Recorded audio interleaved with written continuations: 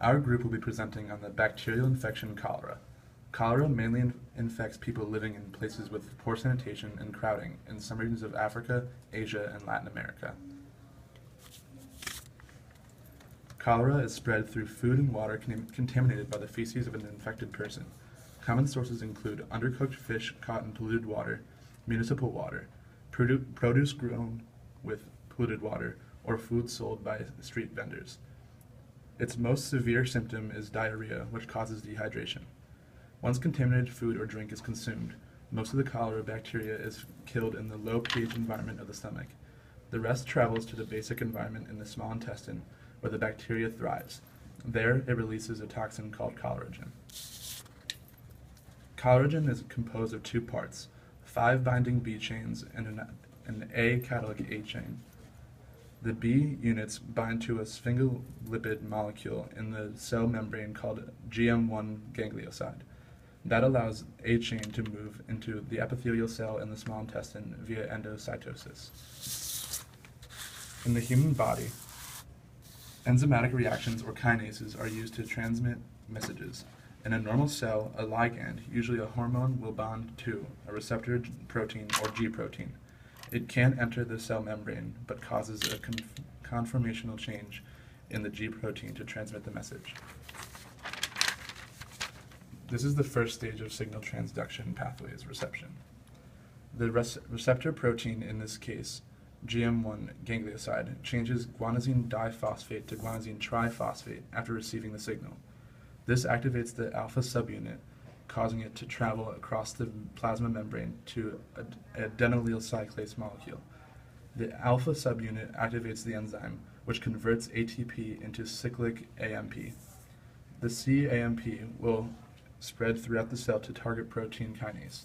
The protein kinase will release the catalytic portions which help speed up chemical reactions. The protein kinase picks up ATP and phosphorylizes, which activates them. This is the transduction stage of signal transduction pathway. The alpha subunit now has GDP instead of GTP and returns to the beta gamma subunits. The protein kinase deactivates the sodium and its antiporter, which stops sodium reabsorption by the cell. It also opens the CFTR chloride channels, letting chlorine out of the cells. That is the response of the signal transduction protein. Normally, this would end when signals stop coming and the body reaches homeostasis.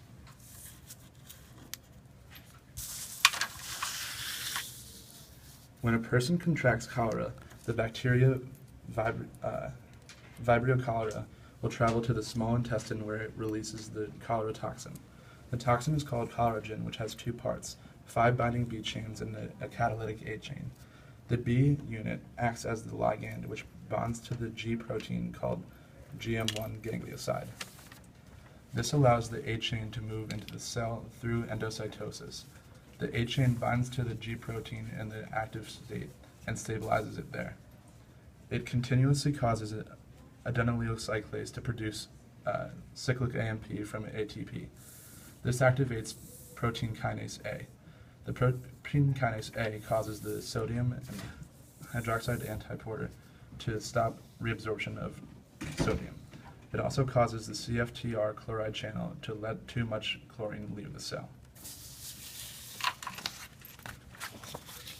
This causes the cell to become hypotonic and water potential increases in the cell, causing the water to go into the small intestine. This causes diarrhea and electrolyte loss, leading to severe dehydration. Infected people may be given antibiotics to kill the bacteria, as well as oral and/or intravenous solutions to rehydrate the patient and flush out the toxin.